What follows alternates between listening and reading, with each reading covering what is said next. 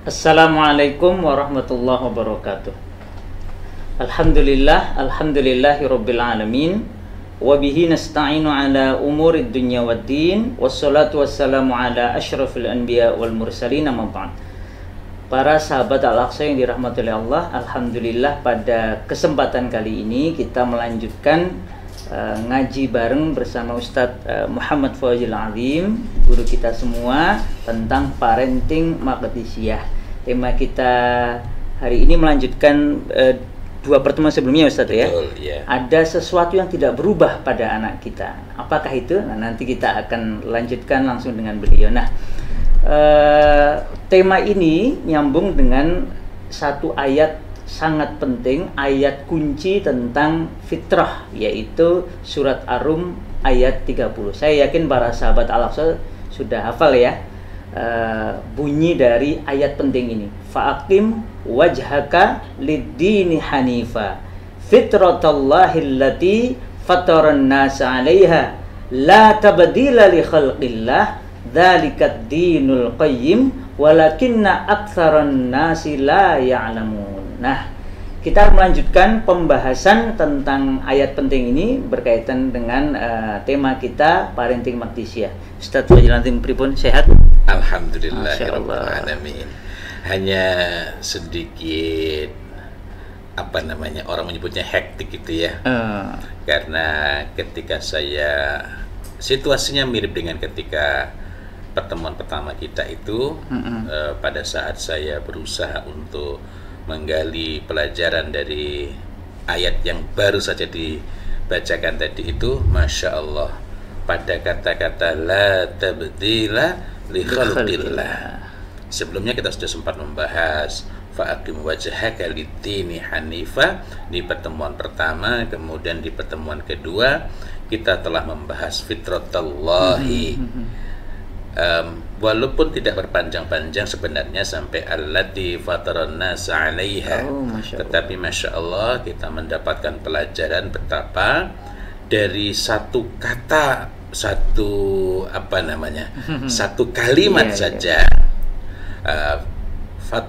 fitratallahi itu menunjukkan konsekuensinya sangat luas. Dan saya sangat ingat pada bulan lalu rupanya kita juga tidak bisa tuntas membahasnya karena demikian banyak aspek-aspek yang ada di dalamnya.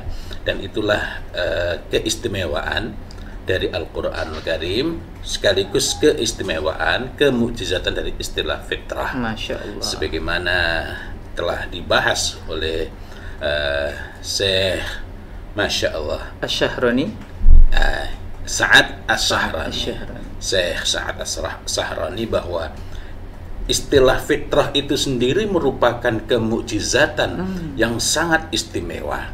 Tetapi kita bisa kehilangan kemukjizatan itu bukan berarti mukjizatnya hilang. Sebagaimana fitrah pada diri manusia tidak berubah, tetapi orang itu bisa berubah keadaan terhadap fitrah. Sebagaimana Al-Quranul Karim ini tidak pernah berubah. Al-Quranul Karim ini petunjuk bagi seluruh umat manusia, hudal linnas wa bayyinatin minal huda wal furqan. Tetapi bukan berarti dengan sendirinya setiap manusia secara pasti mendapatkan petunjuk dari adanya Al-Quranul Karim. Maka demikian pula ketika kita membahas la tabdila li khalqillah. Siang ini insya Allah kita fokus pada ini, Ustadz, ya, kalimat penting tadi ya, la tabdila li khalqillah. La tabdila li khalqillah. Masya Allah. Tidak ada perubahan pada fitrah Allah. Kita jadi ingat juga, Ustadz, ada satu kitab tentang fitrah, Al-Fitrah Haqiqatuha wa Madzahibun Nas Fiha, yang berapa itu? 600 halaman lebih. Masya ya. Allah, Padahal itu membahas, seakan-akan membahas hanya satu kata, yaitu Al-Fitrah. Iya. Dan ini menegaskan kepada kita tentang perlunya kita mendalami, tetapi pembahasan khususnya insya Allah pada barangkali pada 2 atau 3 pertemuan yang akan datang. Karena tadi sebagaimana yang telah antum bacakan itu, Allah Subhanahu wa Ta'ala memberikan garansi dan memberikan kabar kepada kita, walakinna aktsaran nasi la ya'lamun. Artinya merupakan keniscayaan bahwa yang memahami fitrah itu dengan benar, dengan lurus, dengan tepat itu sangat sedikit. Dan kitab dari Syekh Ali ibnu Abdullah ibnu Ali Al-Qarni, yakni Al-Fitrah Haqiqatuha wa Madzahibun Nas Fiha, mengajarkan kepada kita bahwa Masya Allah, begitu luas dan mendalamnya cakupan fitrah itu, yang sekiranya seandainya kita memahami dengan sangat baik, niscaya itu akan mencukupi bagi kita di dalam mendampingi, dalam mengajari, mengantarkan anak-anak kita menuju dewasa. Dan kitab setebal itu hanya membahas satu hal, yakni bahwa fitrah itu tauhid, fitrah itu al-mitsaq. Fitrah itu ialah dinul hanif, dinul qayyim ini, yakni al-Islam ini. Sehingga kalau kita meluas-luaskannya, itu berarti kita telah melakukan kekeliruan yang fundamental. Karena yang satu saja ini memerlukan pemahaman yang sangat mendalam, dan dengan memahami yang satu itu dengan sungguh-sungguh, karena ini akan sangat berkait dengan apa yang akan kita bahas segera ini, yakni la tabdila li khalqillah. Berkenaan dengan kalimat la tabdila li khalqillah, para ulama ahli tafsir, para mufassir terbagi dalam dua pendapat. Yang pertama ialah di antara para mufassir ada yang berpendapat bahwa kalimat tersebut, yakni kalimat la tabdila li khalqillah, tidak ada perubahan pada fitrah Allah. Jadi tidak ada perubahan pada ciptaan, itu maknanya adalah fitrah, karena merujuk pada kalimat-kalimat sebelumnya yang mendahului. Bahwa itu merupakan khobar. Khobar itu diserap dalam bahasa Indonesia menjadi kabar.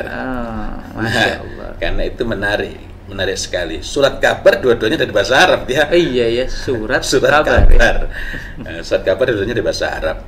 Sehingga kalau kita ini alergi terhadap Arab, kita tidak bisa menggali. Nanti MPR DPR bubar. Betul. Majelis semuanya berbahasa Arab ya. Dari bahasa Arab. Dari bahasa Arab. Jadi kalimat la tabdila li khalqillah merupakan khabar, yakni kabar dan penegasan dari Allah Azza wa Jalla bahwa fitrah itu tidak akan pernah berubah dan tidak akan ada yang dapat mengubah fitrah itu selama-lamanya. Yang berpendapat demikian ini diantaranya ialah Syekh Dr. Wahbah Zuhaili dalam tafsir Al-Wajiz. Jadi kabar ini seperti garansi dari Allah gitu. Garansi, dan itu sekaligus memberikan optimisme bagi kita, memberikan harapan bagi kita bahwa seburuk apapun seorang anak, sejauh apapun remaja-remaja misalnya anak-anak muda itu melakukan kekeliruan, senantiasa ada jalan untuk pulang. Bahkan kalau orang ngapunten ini, kalau yang sudah tua itu melakukan kekeliruan yang besar pun masih ada jalan pulang ya. Masih ada jalan untuk pulang. Masih ada jalan untuk pulang, dan kita mendapati dalam kisah-kisah sahih betapa kita menemukan ada orang-orang yang sepertinya sudah tidak ada harapan lagi. Mereka ini kembali kepada tauhid, kembali kepada fitrah itu, tetapi rupanya Allah Subhanahu wa taala berkehendak lain, sehingga akhir hayat mereka wafatnya alal fitrah, di atas fitrah ini.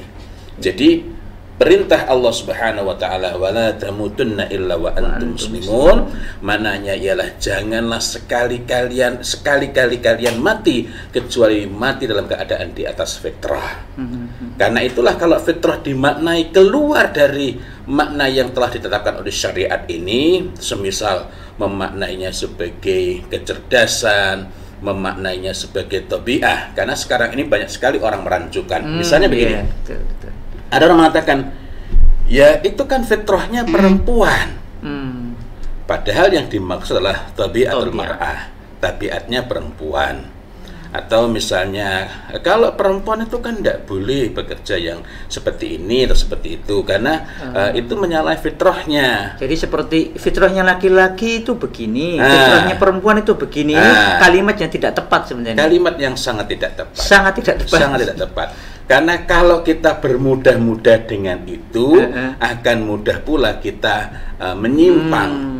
Kita perlu berhati-hati karena Allah sudah kasih garansi, walakinna aktsaran nasi la ya'lamun. Sehingga bermudah-mudah dengan istilah yang salah itu memudahkan kita juga untuk menjadi salah paham atau bergeser pemahaman kita dari yang seharusnya. Jadi sangat banyak. Itu adalah tabiah. Anak yang misalnya temperamental, anak yang suka mendominasi. Mendominasi itu sendiri dicela di dalam dinul Islam ini. Sesuatu yang menyimpang menurut fitrah ini, sesuatu yang tidak tepat menurut fitrah ini.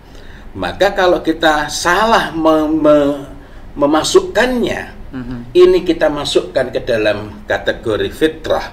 Sementara kita telah belajar pada pertemuan yang lalu bahwa dinisbahkannya fitrah itu kepada Allah Subhanahu wa taala membawa konsekuensi yang disebut fitrah itu secara mutlak harus mamduh, yakni sesuatu yang mutlak terpuji, tidak ada ruang, tidak ada peluang, tidak ada kemungkinan untuk menjadi tercela atau terpuji. Kemampuan manusia bisa untuk bisa menjadi sesuatu yang terpuji, tapi bisa juga menjadi sesuatu yang tercela. Kecerdasan manusia bisa membawanya kepada keburukan, bisa membawa kepada kebaikan. Karena sifatnya masih probabilitas, maka hal-hal ini tidak dapat dimasukkan sebagai fitrah. Nah, kita teruskan kembali gitu ya. Jadi ini sangat fundamental. Pendapat pertama itu mengatakan bahwa la tabdila li khalqillah, tidak ada perubahan pada fitrah Allah. Itu menunjukkan bahwa ini fitrah itu sifatnya tetap. Ini khobar, semacam garansi dari Allah Subhanahu wa taala. Dan di antara yang menguatkan pendapat ini adalah bahwa sejauh apapun manusia telah terjatuh kepada dosa, telah tergelincir kepada kemaksiatan, telah melakukan banyak keburukan-keburukan besar, tetap ada kemungkinan, tetap ada ruang, tetap ada hal yang membuat kita bisa optimis bahwa mereka ini bisa kembali kepada fitrah yang lurus dan bersih. Misalnya Al-Quran sendiri memberikan kabar, menunjukkan kepada kita bahwa ketika seseorang itu timpa musibah, dilamun ombak setinggi gunung, ketika itu orang sudah melihat tidak ada harapan lagi, maka saat itulah mereka memurnikan tauhidnya. Mereka kembali kepada keadaan sebagaimana mereka dilahirkan, yakni di atas fitrah, alal fitrah. Dan ini membuat kita teringat juga dengan sabda Rasulullah Muhammad SAW. Beliau bersabda, man yuridillahu bihi khairan yusib minhu. Ya, ada memang berkenaan dengan hadis yang lain, man yuridillahu bihi khairan yufaqihu fiddin. Nanti ada lagi beberapa hadis yang lain yang semuanya saling menguatkan, bukan bertentangan. Menariknya bahwa nanti akan saya bahas sedikit mengenai hadis tersebut. Menariknya bahwa hadis yang menunjukkan man yuridillahu bihi khairan yufaqihu fiddin didahului oleh perkataan Rasulullah Muhammad sallallahu alaihi wasallam, yakni al khairu 'adah wasyarru lajajah. Atau dalam redaksi yang lain wasyarru lihajah.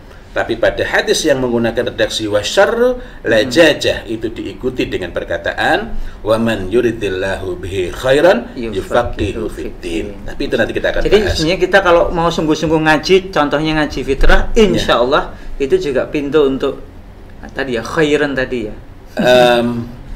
Untuk terjaganya kebaikan. Karena al khairu 'adah. Jadi andaikan orang itu tidak kenal agama, tapi tidak ternoda juga hatinya, dia misalnya suku terasing, tinggal di tempat yang asing, tidak datang kepadanya keburukan-keburukan, maka mereka ini andaikan disuruh memilih di antara dua hal, yang satu bermanfaat, yang satu tidak, niscaya dia memilih yang bermanfaat.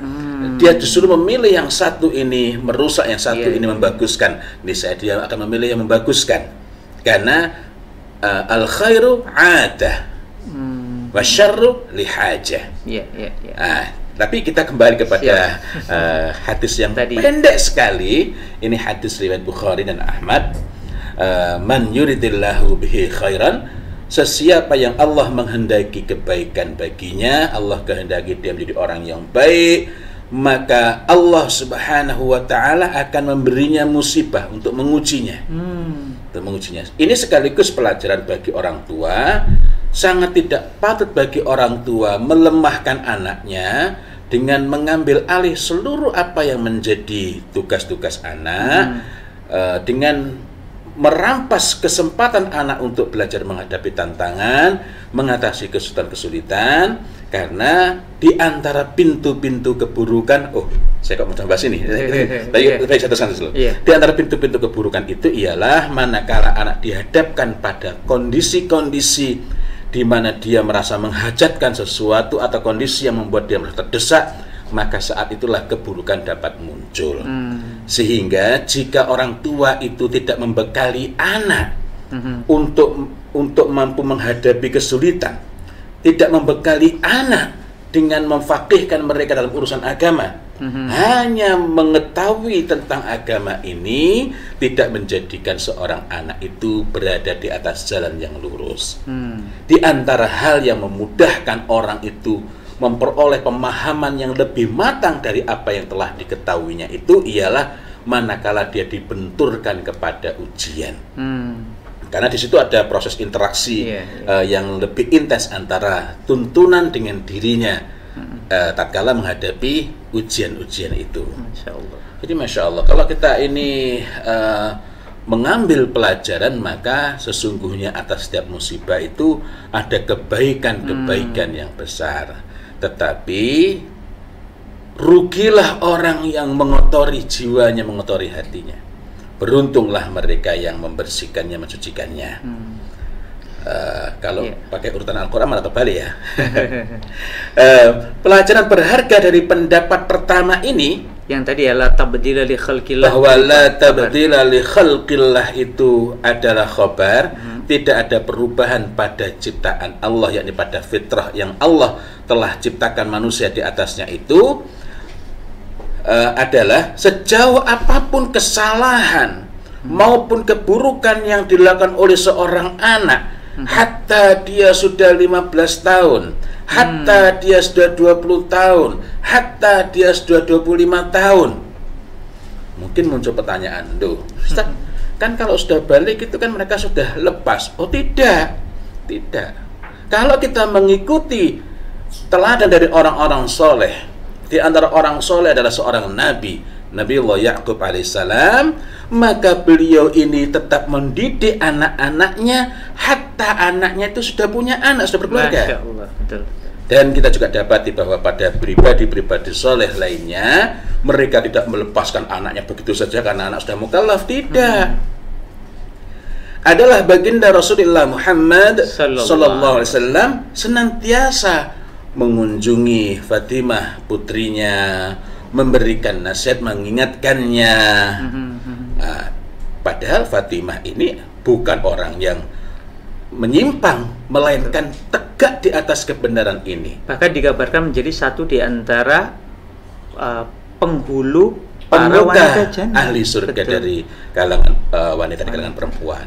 Artinya kalau kita melihat dari sebaik-baik manusia, yakni Rasulullah Muhammad SAW, dan sebaik-baik perempuan, yakni Fatimah binti Muhammad, maka kita mendapati bahwa bahkan orang-orang suci pun, orang-orang paling mulia pun, orang-orang terbaik pun bukan selesai begitu anaknya mukallaf. Tidak, karena itulah kita perlu tertib, perlu berhati-hati dalam memahami berkenaan dengan taklif, berkenaan dengan mukallaf, berkenaan dengan balik, dan berbagai hal lagi lainnya. Ketika kita berbicara tentang al-bulu, yakni anak itu sudah balik atau belum, marilah kita berusaha mengacu kepada tuntunan din ini. Masya Allah. Tuntunan din ini. Bahwa kita boleh belajar psikologi, saya sendiri belajar psikologi, ya. Kita teruskan kembali perbincangan kita. Dari sini kita mendapatkan pelajaran meskipun telah banyak kesalahan maupun kerusakan yang dilakukan oleh orang tua. Karena anak rusak itu ada kalanya karena dari orang tua. Bahkan jika kita mengingat kembali hadis-hadis mengenai fitrah, hadis tentang fitrah itu secara konsisten senantiasa berbicara tentang perubahan. Menarik ini. Betul. Ini kita ditegaskan la tabdila li khalqillah, tetapi pada sisi lain ini bukan bertentangan. Bukan bertentangan. Kita akan bahas nanti. Di sisi lain kita mendapati bahwa ketika berbicara mengenai fitrah dalam berbagai hadis sahih itu senantiasa diikuti hal-hal yang berkenaan dengan perubahan. Fitrahnya tidak berubah, tapi manusianya ini, anak ini terhadap fitrah itu bisa berubah. Katakanlah ini tetap tidak berubah, tetapi ada kalanya orang itu tertutup. Nah, ini mungkin terlalu besar itu contohnya. Nah, katakanlah begini, misalkan ini fitrah. Nah, ini ada yang sangat penting, di dalamnya terkumpul berbagai hal kebaikan-kebaikan, tetapi ada kalanya seseorang itu dekat dengannya, tapi ada kalanya semakin jauh. Walaupun itu ada pada diri, karena tertutup, atau bahkan menyimpang jauh manusia darinya. Nah, seluruh hadis tentang fitrah itu menunjukkan perubahan. Perubahan dari dua hal. Yakni yang pertama, siapa yang paling bertanggung jawab terhadap perubahan itu. Dan yang bertanggung jawab tidak pernah disebutkan pihak-pihak yang bertanggung jawab kecuali kedua orang tuanya. Fa'abawahu. Dan satu kali, tetapi tidak menggunakan redaksi fitrah, yakni syaitan. Yakni syaitan. Tetapi pintu yang mempersilahkan syaitan untuk menggelincirkan itu adalah kedua orang tuanya. Karena itu saya perlu sebut juga orang tua. Adapun yang lainnya mudah-mudahan mencukupi waktu kita untuk membincangkannya. Di bagian akhir perbincangan ini ada hal yang perlu kita perhatikan. Kita perlu menjaga fitrah. Kita perlu berhati-hati kalau anak kita itu menyimpang darinya, tergelincir jauh, berbelok, dan pada saat yang sama Allah Subhanahu wa taala tunjukkan melalui Rasulullah Muhammad sallallahu alaihi wasallam bahwa ada titik-titik krusial yang kita perlu memperhatikan, karena pada titik-titik krusial itu seseorang bisa berubah dari kondisi fitrah. Misalnya dengan ditunjukkan oleh Rasulullah Muhammad SAW titik perubahan itu misalnya hatta yubayyina anhu lisanuhu, atau dalam hadis yang lain hatta yu'abbir anhu lisanuhu, atau dalam hadis yang lain hatta yu'riba anhu lisanuhu. Tapi kita tidak membahas sekarang, mudah-mudahan nanti bagian akhir kita sempat membahas kaitannya dengan kalau kita ini memiliki kewajiban mendasar terhadap anak kita berhubungan dengan penjagaan fitrah, maka perlu juga bagi kita ini untuk memahami, mengetahui, sehingga dapat melakukan deteksi dini dalam perkembangan anak, apakah ada hal-hal yang mulai bergeser, berbelok, menyimpang ataukah tidak. Satu lagi, ya. Jadi sejauh apapun kesalahan maupun keburukan yang dilakukan seorang anak, meskipun telah banyak melakukan kesalahan maupun kerusakan yang dilakukan oleh orang tua atau yang mereka lakukan sendiri, senantiasa ada jalan untuk pulang, yakni pulang kembali kepada fitrah. Ada jalan untuk menjadi baik, bersih, beruntung, bahagia. Maka konsekuensinya adalah hendaknya kita ini berusaha menjaga dan tidak melakukan hal-hal yang memalingkan anak kita maupun diri kita sendiri dari fitrah. Ini sesuai dengan perintah di awal ayat yang tadi antum bacakan, fa'aqim wajhaka lid-dini hanifa, lanjut fitratallahi allati fataran nasa 'alaiha. Karena sebagaimana telah kita perbincangkan pada pertemuan yang lalu, fitratullah itu juga merupakan perintah. Merupakan perintah.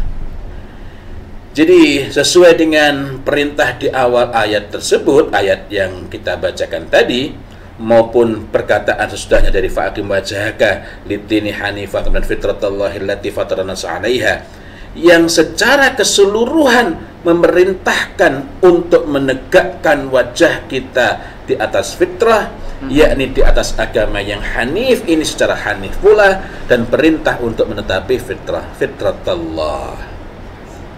Nah, jalan untuk kembali kepada kemuliaan, kebersihan hati, dan kemuliaan tauhid itu senantiasa ada. Senantiasa ada. Syaitan berusaha membuat kita putus asa. Syaitan berusaha membuat kita ini pesimis. Bahwa kita ini perlu berubah, iya. Bahwa kita ini perlu memperbaiki, iya. Berubah kepada keadaan yang lebih baik, memperbaiki kepada keadaan yang lebih dekat dengan fitrah itu. Tetapi bukan berarti kalau kita ini masih minim ilmu agama, kita ini masih banyak keburukan, bukan berarti anak kita tidak bisa baik. Sebagian di antara muslimin ini mungkin maksudnya motivasi, tetapi menyelisih kebenaran. Kalau kita pengen punya anak yang hafal Quran, gimana kita bisa punya anak yang hafal Quran kalau kita sendiri enggak? Kalau kita pengen baik, gimana anak bisa baik kalau kita sendiri enggak? Tidak demikian. Sejauh apapun kesalahan kita, tato melekat dari sini hingga ke sini, sambung lagi ke sini hingga ke sini, sekujur badan penuh tato. Andaikan begitu, sampai umumnya wajahnya penuh tato, saya nggak punya ya. Begitu dia tersadar, begitu dia kembali kepada fitrah itu, oh ya, Masya Allah, maka saat itulah kesempatan dia untuk memperbaiki diri dan memperbaiki anak-anaknya. Dan kita telah belajar betapa banyak orang-orang yang dulunya lama meninggalkan agama ini, yakni mereka bukan menjadi muslim, lalu mereka kembali kepada agama ini dalam keadaan tidak memiliki ilmu sama sekali mengenai agama ini. Mereka memulai dari awal lagi, mereka belajar. Anak-anaknya, istrinya, keluarganya tidak mengenal agama ini. Tetapi begitu mereka berubah dan mereka bersungguh-sungguh, mereka memulai, mereka dalam waktu yang cepat, tidak jarang jauh lebih matang pemahaman agamanya, jauh lebih lengkap ilmu agamanya dibanding mereka yang dari awal secara formal masih tetap muslim. Ini sekaligus menunjukkan bahwa jalan untuk kembali pada kemuliaan, kebersihan hati, dan kemurnian tauhid itu senantiasa ada, kecuali apabila Allah Subhanahu wa ta'ala telah mengunci mati hati mereka. Dan Allah Subhanahu wa ta'ala itu maha adil, lagi maha bijaksana. Artinya tidak serta-merta orang itu dikunci mati hatinya, tidak. Ini sebagaimana yang Allah tunjukkan dalam Quran surat Al-Baqarah, ya. Nah, inilah yang perlu kita perhatikan agar tidak ada di antara kita, keluarga kita, anak-anak kita, keturunan kita yang terjatuh ke dalamnya. Ke dalam apa? Ke dalam golongan orang-orang yang telah dikunci mati hatinya. Summum bukmum umyum fahum la yarji'un. Di luar itu selalu ada kesempatan dan jalan untuk memperbaiki, termasuk di antara anak-anak kaum muslimin agar kembali baik. Masya Allah. Bahkan orang-orang yang telah tenggelam ke dalam kesesatan yang amat jauh, mereka ini masih memiliki peluang untuk kembali baik.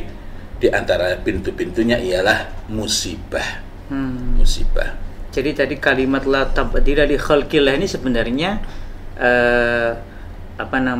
mengandung, harusnya ya kita memahaminya sebagai optimisme, ya, yang dijaminkan oleh Allah Ta'ala. Tadi Ustadz menyebutkan makna pertama adalah khobar. Tadi yang kedua tadi belum disebut Ustadz. Iya, ini apa namanya? Masya Allah, baru menyebut pertama ini sangat banyak pelajarannya. Betul. Setelah itu kita akan membincang yang kedua, gitu ya. Saya hanya ingin menggarisbawahi bahwa pembicaraan mengenai kedudukan la tabdila li khalqillah itu penting sekali kita perbincangkan dengan baik, dengan utuh dan matang agar kita memperoleh gambaran yang utuh. Ya. Nah, tentu saja kita juga perlu memperhatikan karena kita ini saya maksudnya bukan antum. Saya ini bukan mufassir sehingga harus tetap mengikuti sama, nah, mengikuti perkataan para mufassir. Perkataan para mufassir. Karena manusia itu sebaik-baik manusia itu yang mengikuti. Kadang-kadang kita ini kan GR merasa menemukan, padahal yang kita rasa kita temukan itu kita kerap kali setelah tahu, oh ini bukan hal baru, sudah lama. Iya. Malah agak bahaya Ustaz kalau menemukan. Agama itu bukan ditemukan, nggih. Iya, kita menggali lagi. Masya Allah. Nah, betul. Kalaupun kemudian ada kata menemukan, yakni menemukan kembali sebagaimana barang kita hilang, kita menemukan, sudah ketemu belum? Nah, artinya menemukan itu bukan sesuatu yang baru, melainkan kita menemukan sesuatu yang ini sudah ada, gitu ya. Nah, kalau tadi yang pertama maknanya ialah bahwa itu adalah khobar, yang kedua itu sebagian ulama tafsir berpendapat bahwa kalimat la tabdila li khalqillah adalah perintah yang bermakna larangan. Yakni janganlah sekali-kali kalian mengubah ciptaan Allah, mengubah fitrah Allah itu. Karena li khalqillah ini merujuk kepada fitrah. Sehingga la tabdila li khalqillah, janganlah sekali-kali kalian mengubah fitrah Allah ini. Loh, bagaimana kok bisa misalnya orang itu mengubah fitrah Allah, yakni mengubah fitrah yang ada pada dirinya, yakni dengan menyembah selainnya, menyembah dengan berbagai tingkatannya, betul-betul melakukan penyembahan secara sempurna, ataukah dia meyakini seolah-olah ada sesuatu selain Allah Subhanahu wa Ta'ala dengan pensifatan serupa dengan Allah Subhanahu wa Ta'ala. Misalkan kalau kita ingin agar doa kita dikabulkan, maka kita memproyeksikan ke depan dan lain-lain, atau yang lain-lain gitu ya. Yang jelas itu tidak bersandar di atas al-haq. Jadi berbagai variasi ibadah yang tidak ada tuntunannya. Berbagai variasi ibadah walaupun tidak tampak sebagai ibadah. Ya. Karena sebenarnya menghamba kepada selain Allah. Menghamba kepada selain Allah dan meyakini bahwa Allah itu tunduk kepada mekanisme itu. Na'udzubillah. Misalnya ada yang mendakwahkan law of attraction, law of projection dan lain-lain. Keyakinan-keyakinan yang sumbernya dari Majusi ini, nah, jadi yuhawidanihi. Betul. Yunasironi yumajisani. Ya, ada yang yumajisani dulu, ya. Ada yang yunasironi, tapi nggak jauh-jauh dari itu. Masya Allah, ini jadi apa namanya? Ada rasa, ya Allah, maka penting sekali kita untuk betul-betul meneguhkan diri kita. Fa'aqim wajhaka lid-dini hanifah. Ada perbedaan mendasar antara larangan dan perintah dalam agama kita ini.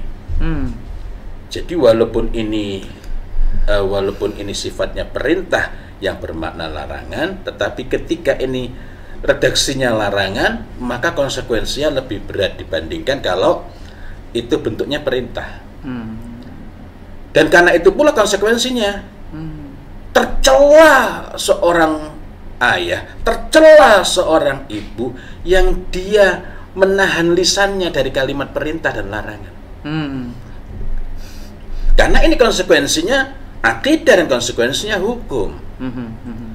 Misalkan kalau kita meyakini rokok itu haram, misalnya dari kesimpulan fikih yang kita pahami, maka kita tidak boleh mengatakan sebaiknya. Ya, misalnya sebaiknya tidak merokok. Karena begitu kalimatnya sebaiknya tidak merokok atau sebaiknya merokok di luar atau akan lebih baik kalau merokok dimatikan, maka kedudukan hukumnya berubah dari haram menjadi makruh.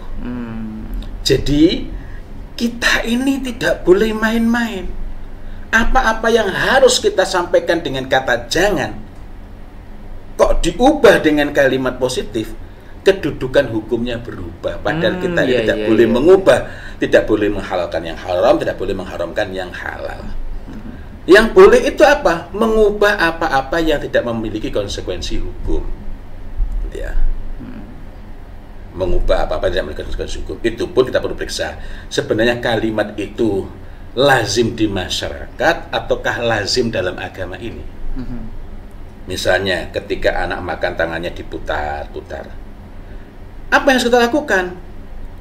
Dengan mengikuti tuntunan dan contoh dari Rasulullah Muhammad sallallahu alaihi wasallam, yang perlu kita lakukan ialah ya gulam samillah. Enggak langsung jangan diputar-putar. Maksudnya putar-putar itu tangannya kesana kemari ya, gitu. Kemari, ya. Nah, ngambil makanan yang jauh-jauh gitu. Ya. Dan yang menjadi perhatian bukan di situnya. Samillah wa kul biyaminik.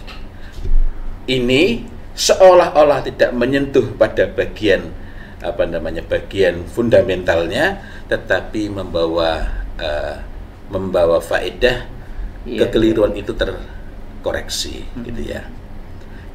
Saya teruskan lagi. Jadi ada perbedaan. Kalau perintah yang berlaku ialah konsekuensi dari kalimat perintah dalam agama ini ialah kewajiban kita memenuhi sekuat kita sesuai kesanggupan maksimal, kesanggupan puncak yang kita mampu. Fattaqullaha mastata'tum. Tidak melonggar-longgarkan, tidak pula melampaui batas, dan tidak pula memaksakan diri. Adapun terhadap larangan, maka yang berlaku adalah kewajiban menjauhi secara total atau menanggalkan secara keseluruhan. Apa bedanya? Menjauhi secara total itu dia belum pernah bersentuhan dengannya, lalu ada larangan, jauhi, tak perlu tengok-tengok, jangan mendekat-dekat. Jadi kalimat wala taqrabuz zina itu ya berarti ya Masya Allah, meninggalkan seluruhnya ya? Iya, termasuk wasilah-wasilahnya. Allah. Wasilah-wasilahnya. Atau menanggalkan, dia sudah memperbuatnya, kemudian sampailah kepada dia larangan itu, maka seketika itu dia menanggalkannya. Sebagaimana pernah terjadi di Madinah ketika larangan yang mutlak terhadap khamr itu telah turun, maka Madinah banjir khamr. Masya Allah. Ya. Dan ini sekaligus memberikan pelajaran kepada kita bahwa hatta orang sudah dekat dengan khamr itu pun dapat berubah karena fitrah itu ada pada diri mereka, gitu ya. Jadi di sini kita perlu memberikan perhatian yang sangat serius jika ini bersifat larangan, sebagaimana pendapat kedua dari para mufassir tersebut, ini menunjukkan keharusan secara total untuk menghindari.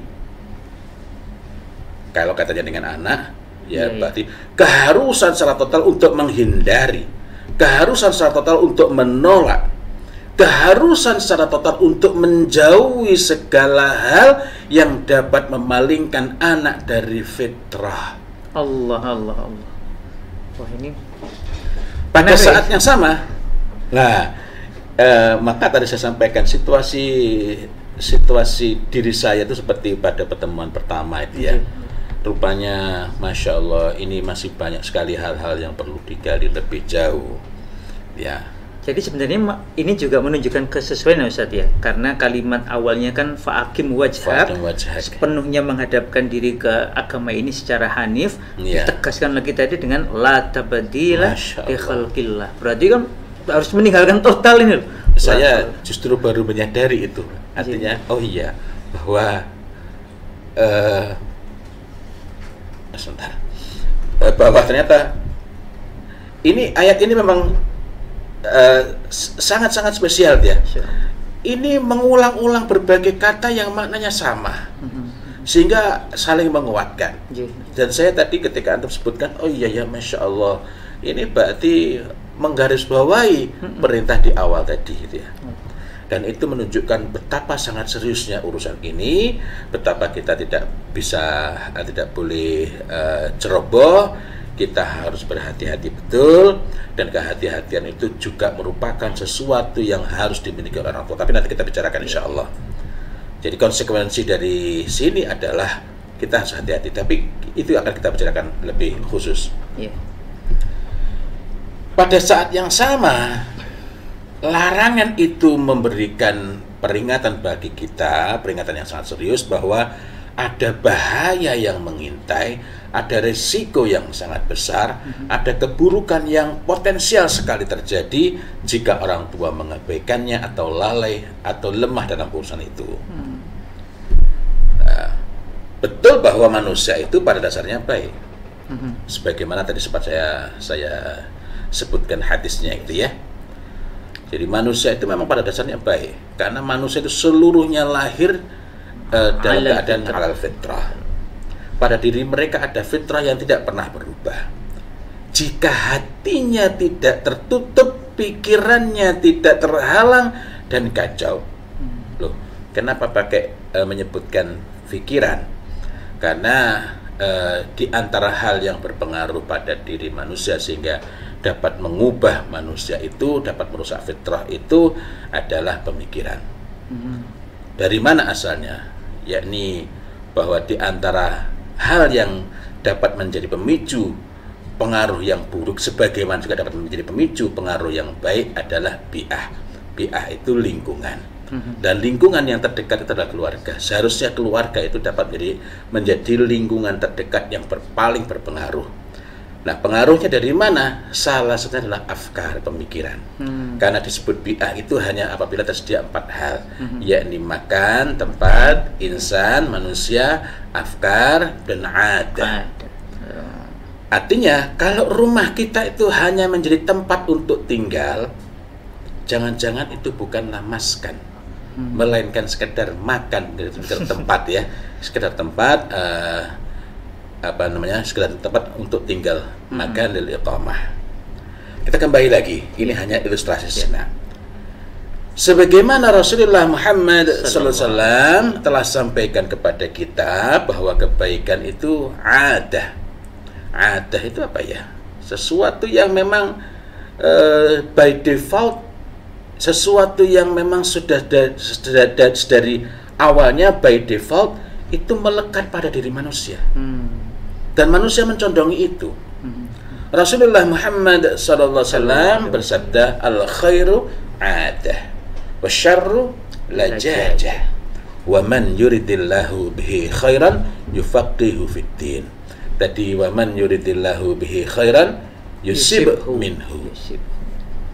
Nah, kalau di sini ini didahului dengan al-khairu adah, kebaikan itu adah, kebaikan itu sesuatu yang sifatnya harusnya dilazimi oleh manusia by default, ada pada dirinya. Wasyarru lajajah, dan keburukan itu lajajah. Nanti kita bahas sedikit ya, karena nanti dalam redaksi yang lain wasyarru lihajah. Lajajah apa Ustaz? Secara sederhana. Lajajah itu, nah ini nanti juga ada hal-hal yang istilah-istilah yang agak susah itu ya. Ini berarti kan nanti kaitannya dengan tadi itu ya, la tabdila li khalqillah, ini berarti ada secara sederhana ini berkenaan dengan sesuatu yang mendesak, memaksa. Tapi kenapa suatu mendesak itu kan berkenaan dengan orangnya. Ya, nah, karena itu kita agar memperoleh gambaran yang lebih jelas kita segera bahas. Jadi anak-anak kita itu senantiasa condong kepada kebaikan, mencintai kebenaran dan bersemangat kepada ketaatan. Tidaklah mereka terdorong kepada keburukan kecuali pada saat mereka menghadapi keadaan yang dirasa mendesak, mengancam harga dirinya, mengancam keselamatan dirinya, atau menentukan hajatnya.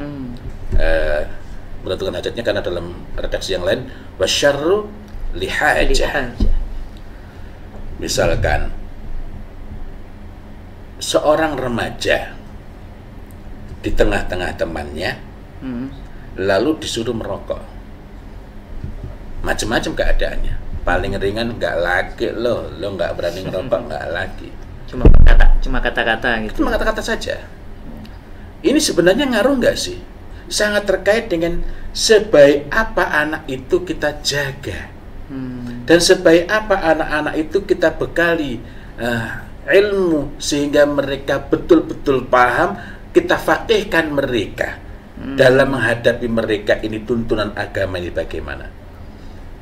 Dalam menghadapi ini bukan berarti kita membekali dengan amat sangat rinci mengenai contoh-contoh kasus, melainkan hal-hal pokoknya berkenaan dengan urusan ini apa. Anak-anak itu seharusnya sudah kita bekali. Semisal saya pernah sampaikan kepada anak saya bahwa kalau kamu ditinggalkan temanmu nak, tidak menunggu ada masalah ya. Kalau kamu ditinggalkan temanmu nak karena kamu benar, maka Allah akan gantikan dengan teman yang lebih baik. Masya Allah. Bertengkar itu jelek, bermusuhan itu jelek, dan rukun itu penting. Tetapi yang jauh lebih penting daripada kerukunan adalah benar. Masya Allah. Kamu rukun dengan meninggalkan kebenaran, pasti akan mendatangkan keburukan yang besar. Sebaliknya, walaupun kamu ditinggalkan temanmu, kalau itu dikarenakan kamu tegak di atas kebenaran, Allah akan ganti dengan teman yang lebih baik. Cara gantinya gimana? Ada banyak kemungkinan. Allah tidak pernah kehabisan cara. Boleh jadi temanmu itu menjadi baik karena dia mendapatkan pelajaran dari sikapmu, dan dengan demikian kamu akan mendapatkan pahalanya karena menjadi sebab kebaikan. Atau boleh jadi kamu ditinggalkan temanmu ini dan datang teman yang lebih baik yang kamu tidak pernah menyangkanya. Tapi di sini adalah kita memberikan bekalan kepada anak untuk tidak pusing-pusing kalau misalnya ada hal-hal yang sifatnya mengusik harga dirinya. Dan ini menjadi peran kunci orang tua tadi. Orang tua. Atau yang bersifat mengancam. Kalau kamu nggak mau, kamu milih mana?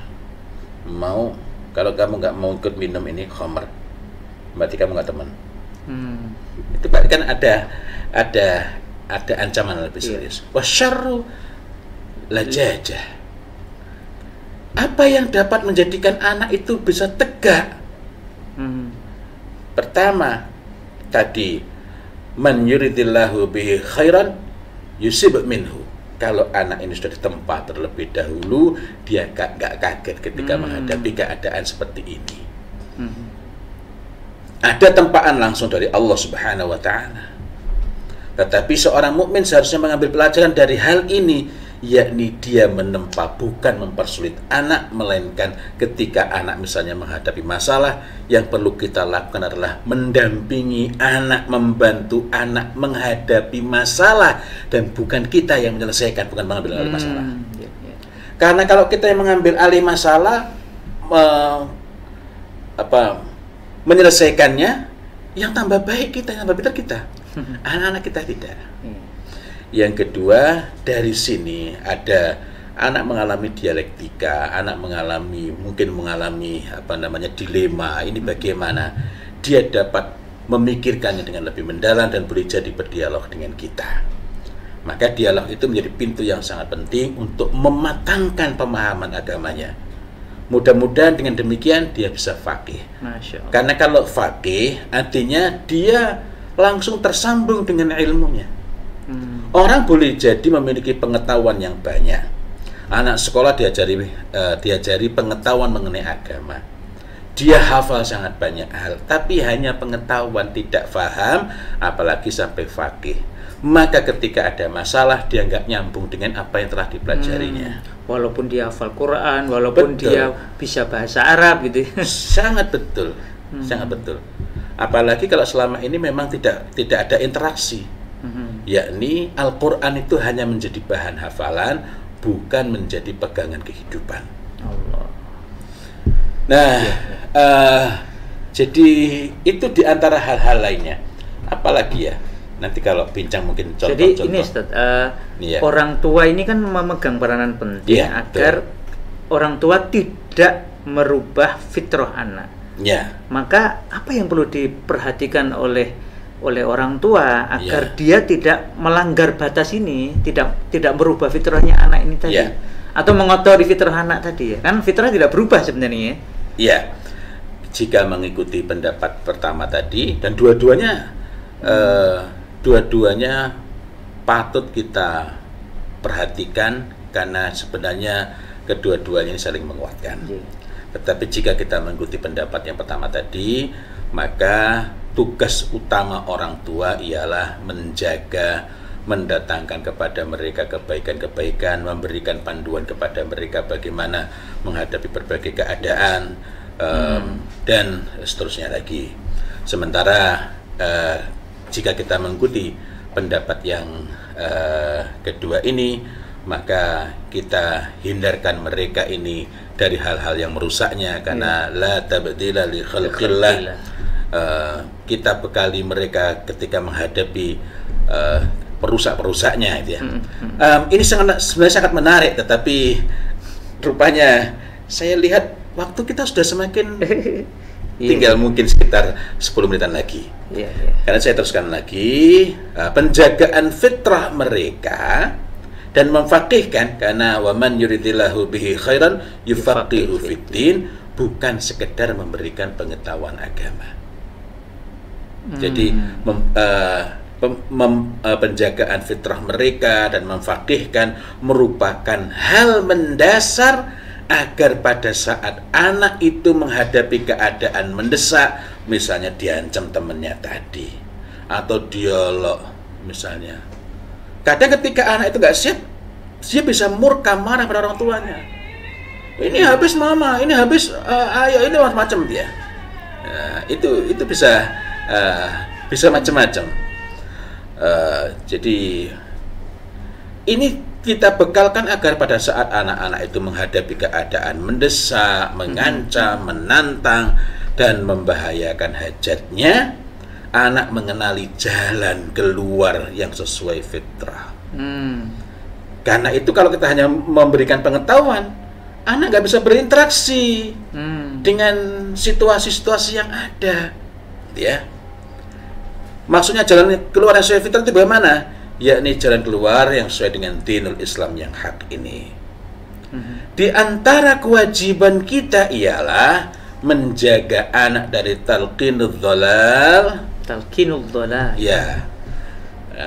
Kita biasanya dengar kalinya talqin itu kebaikan, Ustaz. Talqin kalimat tauhid gitu ya. Iya. Ini ada talqinul dhalal ya. Talqinul dhalal ini saya mengambil dari perkataan Ibnu Ashur pada saat beliau rahimahullah ta'ala menafsirkan Quran surat Al-A'raf ayat 172 mengenai Al-Mithaq, yang perjanjian, alastu birabbikum qalu bala syahidna.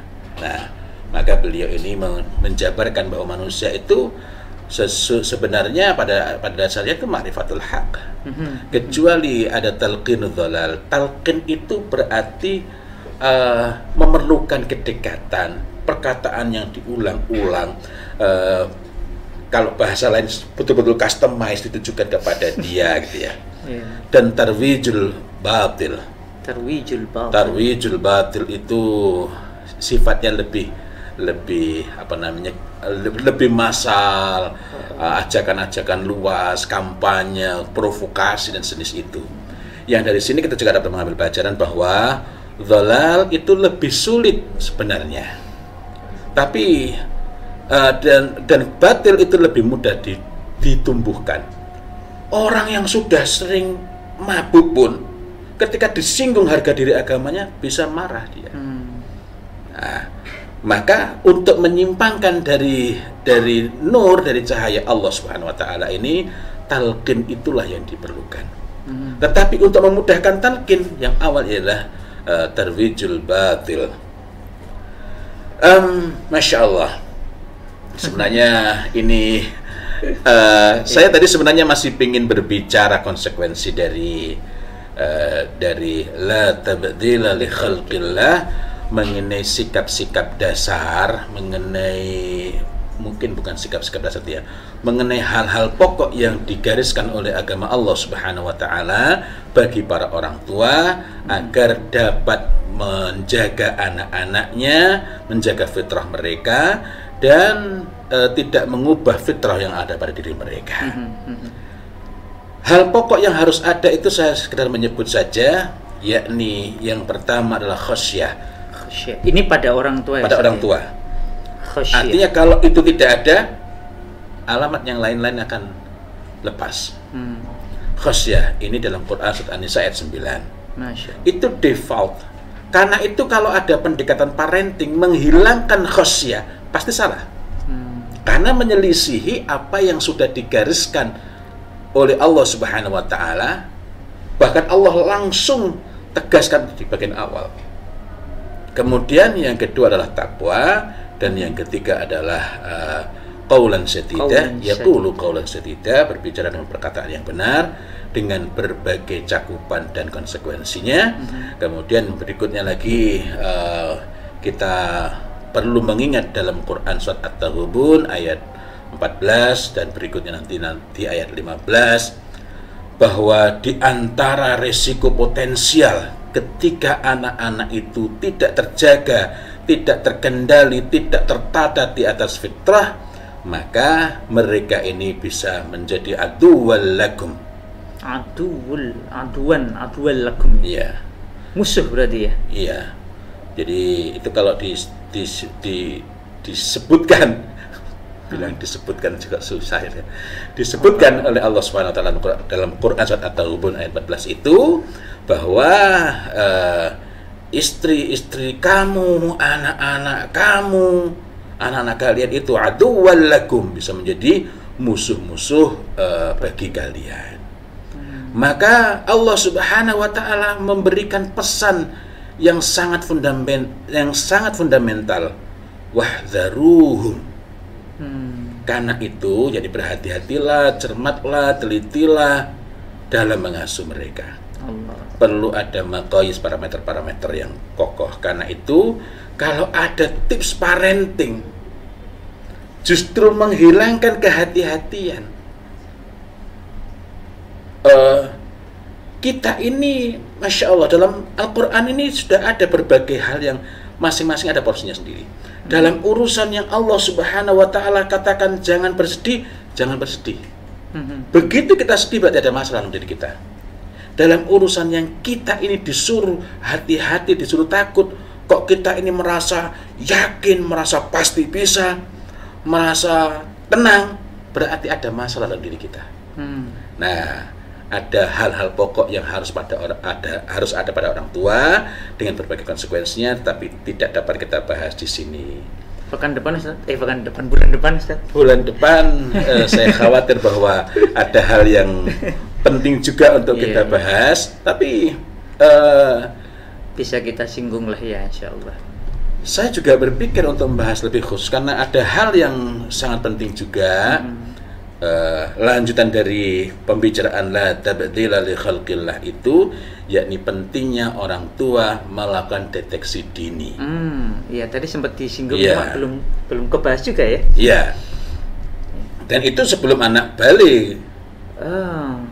Sebelum anak balik, sehingga ketika anak balik itu seharusnya anak-anak itu dapat kita antarkan dalam keadaan yang baik, dalam keadaan lurus, dalam keadaan menjadi orang-orang yang bersyukur, yang tegak di atas fitrah ini.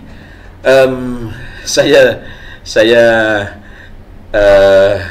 masih sangat banyak hal ya sebenarnya, tetapi rupanya al-waqtu qasir wal amal katsir, waktu sangat sedikit sementara banyak hal yang harus kita lakukan, waktu tidak mencukupi lagi. Karena itu dengan sangat sedih saya harus akhiri perbincangan kita ini ya. Mudah-mudahan pada bulan depan kita lanjutkan ini atau kita lanjutkan ke bagian berikutnya? Masya Allah. Ya, Iya. Jadi tadi tentang sikap dasar orang tua kesebut 4, tapi belum sempat kita bahas lebih detail guys, sama pentingnya melakukan deteksi dini pada anak ya. Apakah dia imma syakiran wa imma kafura. Apakah dia tetap di atas fitrah atau malah sudah mulai menyimpang ya? Iya. Masya Allah. Dan ini pun tadi kita belum bincang contoh-contoh praktisnya dengan cukup banyak, gitu ya. Alhamdulillah.